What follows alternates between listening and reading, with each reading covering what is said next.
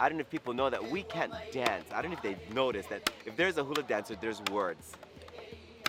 We can't dance without narrative. The language is how we communicate to our universe. People think hula is choreography. Hula is first a language that has a choreographical piece to it. When the Hawaiian language was the primary language, and that when at the time when everybody coming to Hawaii had to learn to speak Hawaiian. So when the missionaries first came to Hawaii in 1820, and when the whalers came, they actually had to learn Hawaiian. The hula is very, very simple because the essence was not in the dancer. The essence was in the language, was in the chanter. The dancer just amplified what the narrative said. So in the old days, the dances are very, very similar. Sometimes it's just claps like this, yeah? And there'll be this really rich chanting that speaks of how we entered into the world and where we're gonna move, where we come from and where we're gonna go. And then even the drum, the dances that were done in the temple, sometimes it was just this one motion for the whole 20 minutes of dancing, no other motion. Very ritualistic because people were they understood the language.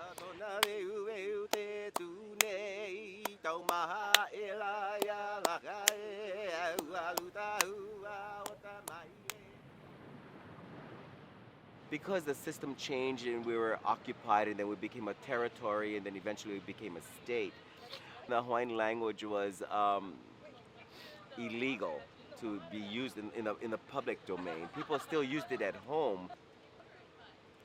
Through all of that negative impact that political occupation puts on indigenous people, one of the first things that they do to disconnect the people from their origin is to replace the language. So whereas most of Hawaii did replace the language, hula was one place where the language was not replaced. No matter what was happening in the upper crust of our society, the underpinnings, at least as it relates to the hula community, was still very, very strong. Now, as the society was falling away, immigrants coming in and foreigners coming in, and our lifestyle shifted as we married into these races, the hula people began to take on more responsibility. They were not just dancing anymore. They became the historians because in the chant, in the language was all the histories. In the language of hula were all the genealogies, all the sacred places, the inventory. Now we shift to about 1970s, 1980s. Whereas the language was living through hula, it didn't mean that we were speaking that language in the streets. We were dancing the language. And some of our instruction came through the language, but we weren't literate outside of that. When the audience could not understand the language anymore, the language of the heart, what did hula do was hula took on that non-literacy in that the choreographical form became the language. So the dancer is what engaged the audience, and the more dynamic and flamboyant you were on the stage, the more tricks and twists you did, the audience just roared. So not the chanter anymore, but the attention went now to the dancer.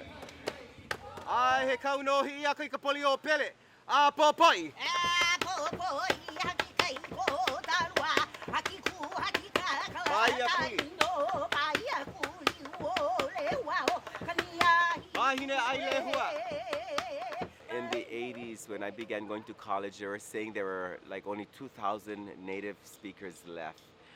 And so they started this whole native language program. But the people that did not, the communities that came in and just entered into the Hawaiian language and did not have a cultural foundation, meaning, you know, they in a traditional practices such as farming or fishing or weaving or hula, if they didn't come from those foundations, then everything became very literal. It was not about interpretation because you were schooled in translation, coupled with an authentic hula experience made a perfect marriage. Hula is really is the language of emotion. It's the language of metaphor. We descend, it's the language of myth. And myth, the language of myth has, they rely on metaphor and pun and ritual patterns to communicate, and not just words. So hula really was the glue that kept a lot of people together. Even in academia, some of our first scholars that entered into academia did have very strong hula foundations. But now that we have large amounts of native speakers, the simplicity of the dance is now entering back on stage because people are more literate. And now what's moving us is now the chanter, because we understand the language.